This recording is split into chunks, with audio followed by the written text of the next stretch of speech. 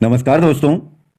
देखिए मित्रों, अपन पढ़ रहे हैं polity first grade first paper. और आज एक नया ही टॉपिक शुरू करने जा रहे हैं, भारत में चुनाव। देखिए, आरबीसी पुस्तक में से आपको टॉपिक करवाया जाएगा, बहुत ही शानदार टॉपिक है। चुनाव देश के प्रत्येक वयस्क नागरिक को सरकार बनाने की प्रक्रिया में भाग लेने योग्य बनाता है। आपने अवश्य ही देखा होगा कि हमारे देश में चुनाव कई बार होते हैं। इसमें आपके लोकसभा, राज्यसभा, राज्य विधानसभाओं, विधान परिषदों, भारत के राष्ट्रपति तथा उपराष्ट्रपति के चुनाव प्रमुख होते हैं। चुनाव स्थानीय निकायों जैसे नगर पालिकाओं, नगर निगमों और पंचायती राज संस्थाओं के लिए भी होते हैं। यदि आप 18 वर्ष के हो चुके हैं तो आपने इनमें से कुछ चुनावों में मतदान भी किया होगा। ये चुनाव सार्वभौमिक वयस्क मताधिकार के आधार पर करवाए जाते हैं, जिसका अर्थ है कि 18 वर्ष अथवा उससे अधिक आयु के सभी भारतीयों को उसकी जाति, रंग, धर्म, लिंग और जन्म स्थान का भेदभाव किए बिना मतदान का अधिकार है। चुनाव मित्रों एक जटिल प्रक्रिया है। इसमें सूचियां, नियम और मशीनरी, ये सारे सिस्टम सम्मिलित होते हैं। ये जो पाठ है, आपको चुनाव विधि, नामांकन पत्र भरने, उनकी जांच, चुनाव से पूर्व राजनीतिक दलों एवं उम्मीदवारों द्वारा किए जाने वाले प्रचार की स्पष्ट रूप दिखलाएगा।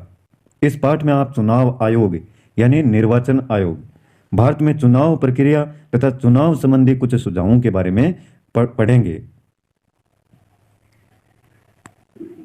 उद्देश्य क्या है इस पाठ को पढ़ने के? आप भारत के निर्वाचन आयोग की रचना का वर्णन कर सकेंगे, निर्वाचन आयोग के कार्यों की गणना और इसकी भूमिका स्पष्ट कर सकेंगे, चुनाव कार्यक्रम की घोषणा से लेकर परिणाम घोषित होने तक की प्रक्रिया को स्मरण यानी याद कर सकेंगे, चुनावी प्रक्रिया के विभिन्न चरणों का उल्लेख कर सकेंगे, चुनाव से जुड़े अधिकारियों की पहचान तथा उनके कार्यों का वर्णन कर सकेंगे, चुनाव प्रक्रिया की कमियों को जान सकेंगे, चुनावी सुधारों की आवश्यकता को समझ सकेंगे, चुनावी सुधार के लिए सुझाव दे सकेंगे और पहले से किए गए सुधारों को आप जान पाएंगे। देखिए, बहुत ही शानदार मैटर है भारत में चुनाव। भारत का निर्वाचन आयोग। भारतीय संविधान निर्माताओं ने चुनाव करवाने के लिए एक स्वतंत्र चुनावी मशीनरी को विशेष महत्व दिया। भारत के संविधान में एक निर्वाचन आयोग का प्रावधान है जो सभी चुनावों के निरीक्षण, निर्देशन और नियंत्रण के लिए उत्तरदायी है। कौन? निर्वाचन आयोग। भारतीय संविधान में एक इस प्रकार का प्रावधान बनाया गया है जो जितने भी चुनाव होते हैं भारत में, उनका निरीक्षण करना है, निर्देशन देना है, कंट्रोल उसको किस प्रकार से करना है, ये सारी भूमिकाएं इन्हीं के द्वारा निभाई जाती हैं, निर्वाचन आयोग के द्वारा। यह संसद के दोनों सदनों, विधानसभाओं तथा राष्ट्रपति एवं उपराष्ट्रपति पद के चुनावों के लिए उत्तरदायी है। इसके अतिरिक्त यह मतदान सूचियां बनाने, उन्हें संशोधित करने तथा मतदाता सूचियों के रख रखाव के लिए भी उत्तरदायी है आपका निर्वाचन आयोग। यह संसद और राज्य विधानसभाओं के चुनावों के लिए चुनावी क्षेत्र परिसीमित करता है, यानी जहां पर इनके चुनाव होने, उस चुनावी क्षेत्र को अच्छे से तैयार करता है चुनाव के लिए, चुनावी कार्यक्रम निश्चित करता है और चुनावी विवाद सुलझाता है। यह चुनाव से संबंधित अनेक अन्य कार्य भी करता है भारत का निर्वाचन आयोग। अब देखिए संगठन। निर्वाचन आयोग में एक मुख्य चुनाव आयुक्त तथा समय समय पर राष्ट्रपति द्वारा मनोनीत चुनाव आयुक्त होते हैं। 1950 में, इंपॉर्टेंट है, प्रथम मुख्य चुनाव आयुक्त नियुक्त किए जाने के बाद उसे 1989 तक कोई अन्य चुनाव आयुक्त नहीं था।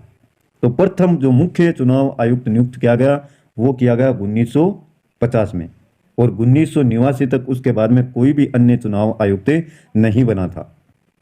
मुख्य चुनाव आयुक्त की सहायता के लिए काफी संख्या में अधिकारी होते हैं।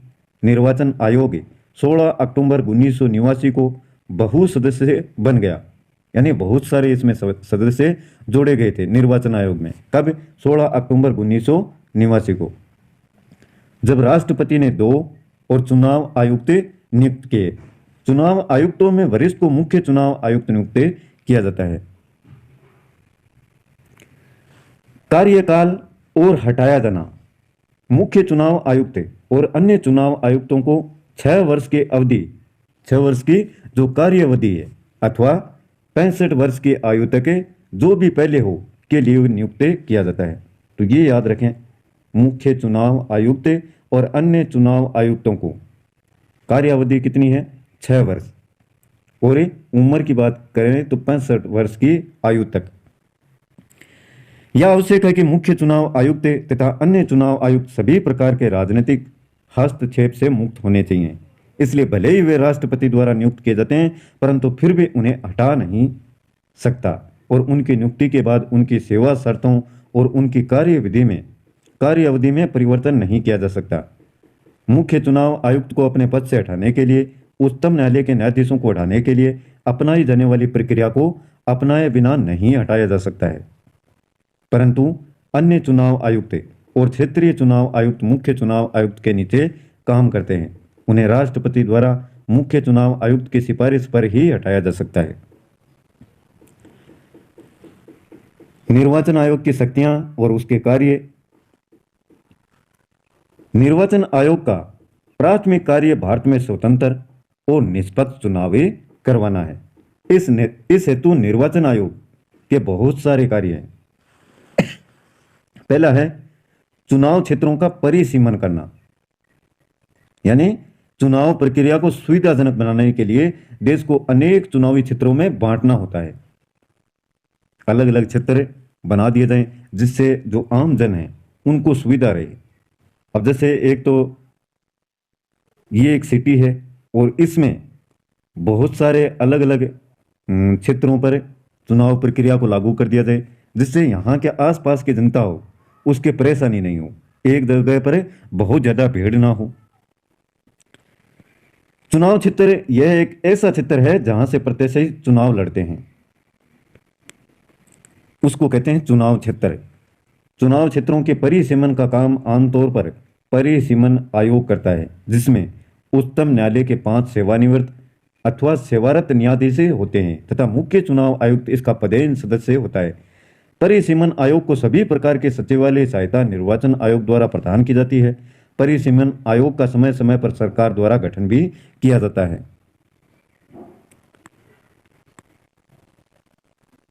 मतदाता सूचियां तैयार करना उसके बाद का काम है। प्रत्येक क्षेत्र की एक विस्तृत मतदाता सूची होती है, इसे मतदाता सूची कहा जाता है। क्षेत्र विशेष की बात करें तो कितने मतदाता हैं, इसमें कौन कौन हैं, उनका पूरा लेखा जोखा। निर्वाचन आयोग संसद तथा विधानसभा चुनावों के लिए मतदाता सूची तैयार करता है। प्रत्येक चुनाव क्षेत्र की मतदाता सूची में उन सभी व्यक्तियों के नाम दर्ज होते हैं जो उस चुनाव में मतदान करने का अधिकार रखते हैं। मतदाता सूची को समय समय पर प्राय साधारण चुनाव, उपचुनाव और मध्यावधि चुनावों से पूर्व संशोधित किया जाता है, जो भी उनमें संशोधन करना होता है। आम चुनाव जैसे नई लोकसभा तथा विधानसभा गठित करने के लिए होने वाले चुनावों को क्या कहते हैं? आम चुनाव कहा जाता है। और एक है उपचुनाव। यदि किसी समय लोकसभा अथवा विधानसभा के कार्यकाल के लिए बीच में किसी सदस्य की मृत्यु अथवा त्याग पत्र देने से स्थान रिक्त होता है, खाली हो जाता है, तो उस खाली सीट को भरने के लिए चुनाव किया जाता है, उसी को कहते हैं उपचुनाव। एक है मध्यावधि चुनाव। मध्य अवधि यदि लोकसभा तथा राज्य विधानसभा को 5 वर्ष की कार्यावधि से पूर्व ही भंग कर दिया जाता है और नई लोकसभा अथवा विधानसभा गठित करने के लिए होने वाले चुनावों की जो चुनाव हैं उनको क्या कहेंगे? मध्यावधि चुनाव। तो ये 3 प्रकार के हैं चुनाव, एक आम चुनाव, एक उपचुनाव, एक मध्यावधि चुनाव। चुनाव आयोग द्वारा नियुक्त संगणकों द्वारा घर घर जाकर संशोधन किया जाता है, जो गणना करते हैं। चुनाव आयोग इस प्रकार की नियुक्ति करता है संगणकों की, और सभी योग्य मतदाताओं का पंजीकरण किया जाता है। किसी भी व्यक्ति को मतदाता के रूप में पंजीकृत किया जा सकता है यदि वह ये सारी योग्यताएं रखता हो। वह भारत का नागरिक होना चाहिए, उम्र उसकी 18 वर्ष की होनी चाहिए, यानी हो जाना चाहिए, और वह उस चुनाव क्षेत्र का निवासी भी हो। तो उसको संगणक हैं वो मतदाता सूची में पंजीकृत कर सकते हैं। राजनीतिक दलों को मान्यता। निर्वाचन आयोग का एक महत्वपूर्ण कार्य राजनीतिक दलों को अखिल भारतीय, राष्ट्रीय अथवा राज्य यानी क्षेत्रीय राजनीतिक दल के रूप में मान्यता देना है। यदि किसी साधारण चुनाव में किसी दल विशेष को किन्हीं 4 राज्यों के कुल वैध मतों का 6% प्राप्त होता है तो उसे अखिल भारतीय राष्ट्रीय दल के रूप में मान्यता मिलती है। यदि एक दल को एक राज्य में पड़े वैध मतों का 4% मिलता है तो उसे प्रांतीय अथवा क्षेत्रीय दल के रूप में मान्यता दी जाती है। आप राजनीतिक दलों के बारे में विस्तार से ये पाठ 19वां दे रखा है उसमें पढ़ेंगे। भारतीय राष्ट्रीय कांग्रेस, ये पार्टियों के नाम हैं। भारतीय जनता पार्टी है, भारतीय कम्युनिस्ट पार्टी यानी मार्क्सवादी, बहुजन समाज पार्टी, राष्ट्रवादी कांग्रेस पार्टी वर्तमान में प्रमुख राष्ट्रीय दल हैं। एक आम जनता पार्टी भी है। चुनाव चिन्ह आवंटित करना। राजनीतिक दलों के पास निर्वाचन आयोग द्वारा आवंटित चुनाव चिन्ह होते हैं। उदाहरण के लिए भारतीय राष्ट्रीय कांग्रेस का चुनाव चिन्ह हाथ है, भारतीय जनता पार्टी का कमल का फूल है, बहुजन समाज पार्टी का चुनाव चिन्ह क्या है? हाथी। तो ये चुनाव चिन्ह निम्नलिखित कारणों से महत्वपूर्ण है। कारण देखिए कौन कौन से हैं।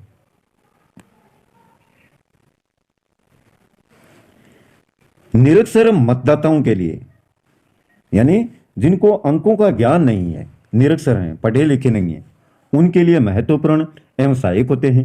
जो उम्मीदवारों के नाम नहीं पढ़ सकते, अब उनको पता है कि ये फूल है तो ये बीजेपी का है, हाथ है तो ये कांग्रेस का है, तो इस प्रकार से चिन्हों को देख करके वो वोटें डाल देते हैं जो निरक्षर हैं। यह एक ही नाम वाले 2 उम्मीदवारों के बीच अंतर करने में भी सहायक होता है। चुनाव करवाने वाले अधिकारी।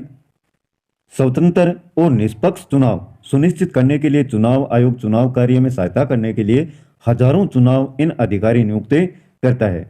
अधिकारियों को मजिस्ट्रेटों, पुलिस अफसरों, लोक सेवकों, टाइपिस्टों, स्कूली अध्यापकों, ड्राइवरों और चपरासियों इत्यादि से लिया जाता है। इनमें से 3 प्रमुख अधिकारी हैं जो स्वतंत्र और निष्पक्ष चुनाव करवाने में महत्वपूर्ण भूमिका निभाते हैं। वे हैं रिटर्निंग ऑफिसर, पीठासीन अधिकारी और चुनावी अधिकारी। ये क्या होते हैं? रिटर्निंग ऑफिसर किसको कहते हैं, पीठासीन अधिकारी किसको कहते हैं, चुनाव अधिकारी किसको कहते हैं, ये पढ़ेंगे नेक्स्ट क्लास में। आज शुरू किया है भारत में चुनाव, 2-3 वीडियो में इसको अपन कंप्लीट कर लेंगे। थोड़ा थोड़ा पढ़ेंगे, लेकिन जो भी पढ़ते हैं उसको अच्छे से एक बार तैयार करें। साधारण सा मैटर है, आप एक बार रीड भी कर लिया इस चैप्टर को तो आराम से आपके ये बातें ध्यान में रह जाएंगी। आज का वीडियो पसंद आए तो लाइक कीजिएगा, और मैटर मित्रों वही करवाया जा रहा है जो आपके सिलेक्टेड है। बाहर से आप कितनी बातें पढ़ते हैं, अनगिनत बातें, अगर वो आपके पेपर में नहीं आती हैं तो उनका पढ़ने का कोई भी अर्थ नहीं है। आज के लिए बस इतना ही मित्रों, कल फिर मिलते हैं एक नए वीडियो, नए टॉपिक और नई जानकारी के साथ में। तब तक के लिए जय हिंद, जय भारत।